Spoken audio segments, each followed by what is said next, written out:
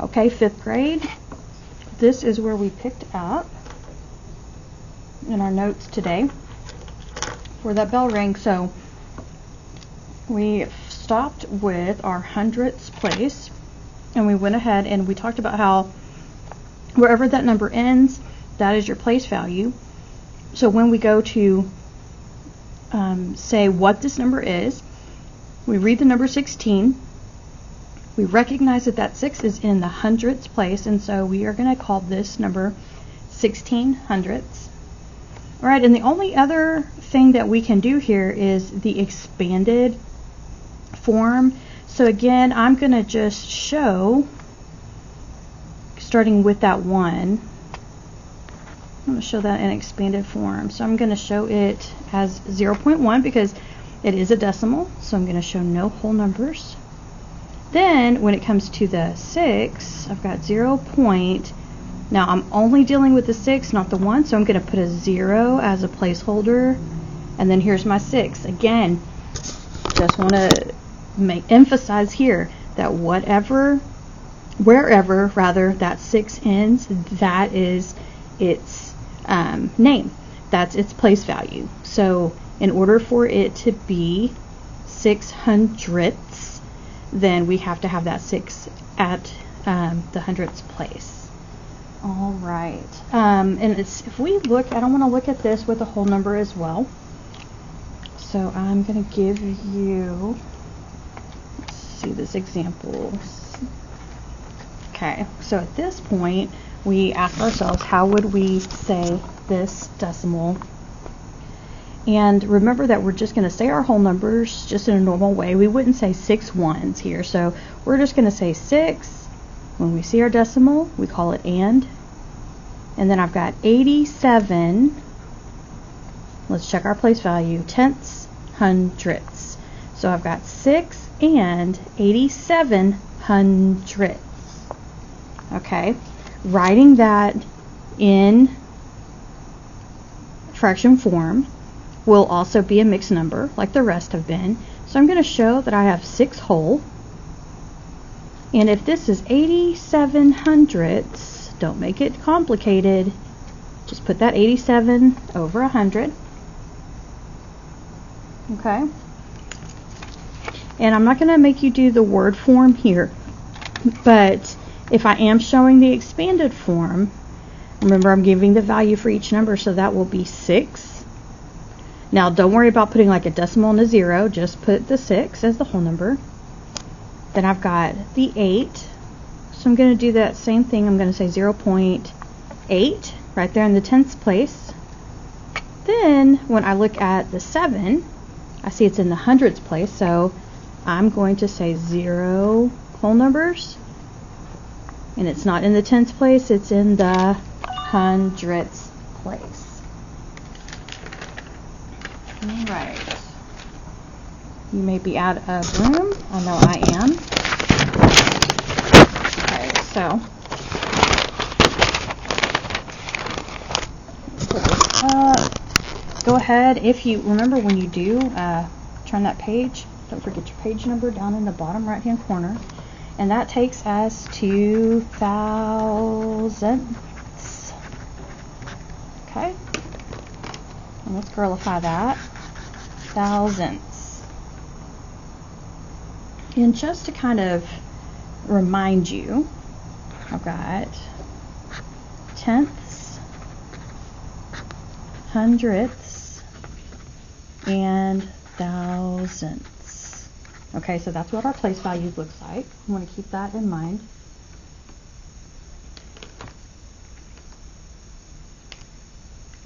So let's look at another example here. I'm going to give you something a little simple. All right, if I look at this number, I need to name it.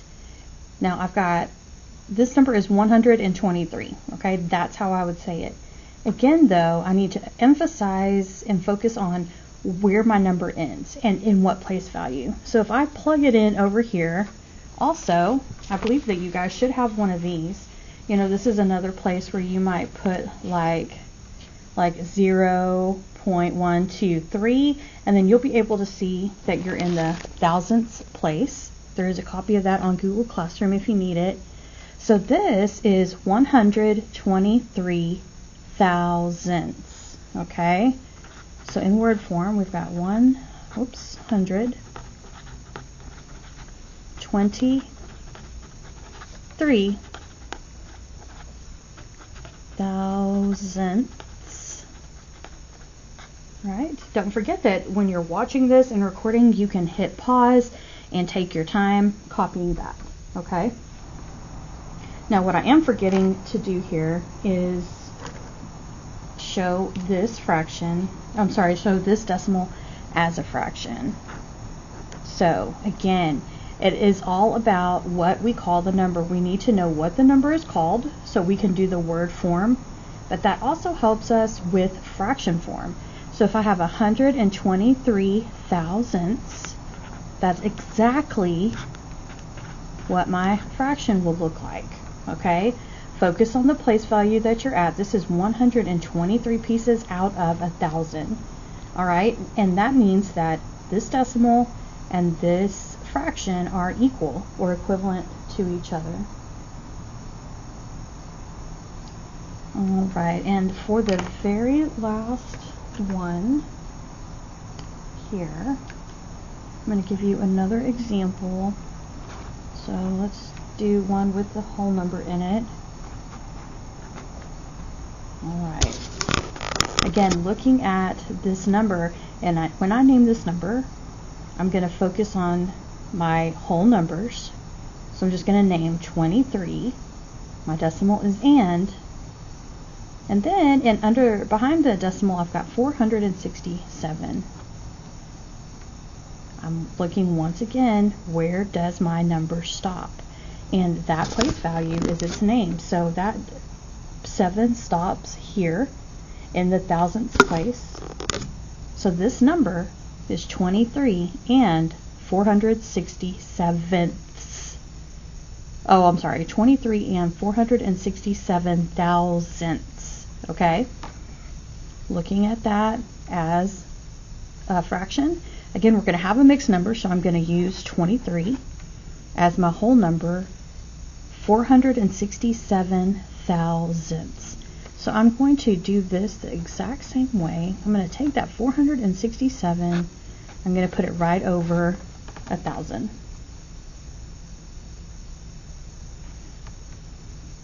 And lastly, we're going to show this number in expanded form since we did word form over here. So I want to give the value for every single number. This 2, now what I did see on some of your worksheets is that you were writing 23 plus, but you need to give every digit. So that 2, the value of that 2 is a 20, and I'll add that to 3 ones, which I will add to the 4/10ths here. So remember, I'm going to start with 0.4. All right, next up is the 6. So I'll add that to 0.06, and then I close out with the 7, which is 3 away from that decimal.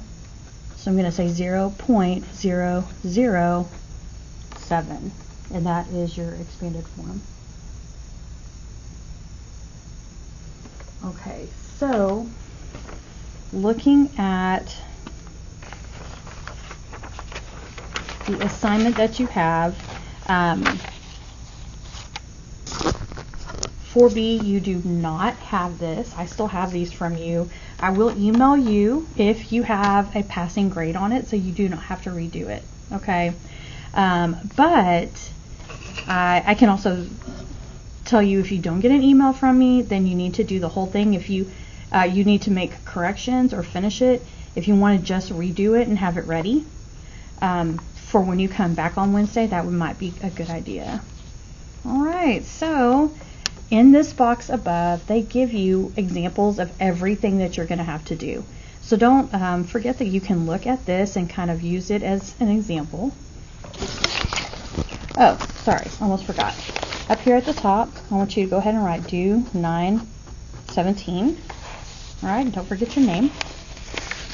And then we're going to bounce down all the way to the bottom of the page. I want you to underline the instructions that say write the fraction in decimal form. I also saw some answers that were not put in the right format. So make sure that you are doing that. Now with these, we're just going backwards. And if I'm at 4/10, that means that the 4 should be in the tenths place. So I'm going to write 0 point, and I'm going to leave that 4 right in the tenths place. The rest of these, like 33, that last 3 should stop in the hundredths place. Same thing with 7, okay? So make sure that you are paying attention to those. Over here to the right, they want you to write the decimal in fraction form. So for number 5, I have 3 hundredths. I'm in the hundredths place. So that is what my fraction is going to reflect. And the last section on the front page is they're asking for expanded form. So don't forget here, I'm going to start with the 3 in the tenths place. Next up, I have a 7 in the hundredths place. So I'm going to put a placeholder here on the tenths and add my 7 to the hundredths. And then last, I'm going to add 0.008 because that 8 is in the thousandths place. So watch your zeros as you come through on number 10 and 11. All right, flipping over to the back. Some of you guys are a hot mess writing in here. Please, please, please, especially on the word form, write smaller, okay? Because I'm pretty much thinking about not grading it. Right here on number 17, a lot of you skipped this. So notice it says up here at the top, complete the table. All right, so they are asking, here's your number. They want the fraction, the word, and then the expanded form for this number. Then look at the second section. It says mark the number line. Mark on the number line. They want to know where this number is on the number line. So circle it, whatever you want to do.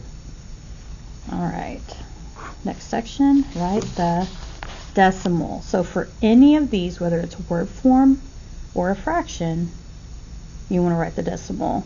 Let's look at number 18. It says 2 and 1600ths. So I see 2 and, that tells me I've got a whole number and a decimal. Now I have the number 16 and it should close off in the hundredths place. So I've got tenths, hundredths. So I'm going to write my 16 to where it stops right there in the hundredths place. All right, over here, I want you to watch this also. Notice this is thousandths place, tenths place, hundredths. And then this one, guys, is just the tenths place. So we can make a little quick reminder here. I've got tenths, hundredths, and thousandths. So there's just a little reminder for you. Make sure that you are circling that number clearly. For these, you are going to match A, B, C, D with the correct number. The letter A says the value of 8 is in the 800ths. So I'm going to be looking at all of these numbers in the hundredths place, which is the second number after that decimal. So I've got tenths, hundredths, that's not an 8. Tenths, hundredths, that is an 8. It's in the hundredths place. I'm going to go ahead and just check these to make sure, but this is the answer, and that's A. All right, and then we close off here with a data chart, and it tells us how many passengers each airline had in 2016. Now I want you to pay attention to the questions. So this one says, which airline had the fewest? Which airline had the most? And then 32 says, order the number of passengers from least to greatest. So when you answer these questions, 30 and 31, you should name an airline. But on 32, they want you to order these passengers and order from least to greatest. So you're not going to write the name of the airline, guys. You're going to write the numbers of passengers, and you'll list them here, least to greatest. All right, that is due on Wednesday. If you have any questions about it, email me, and we will go over it together. Thanks. Bye.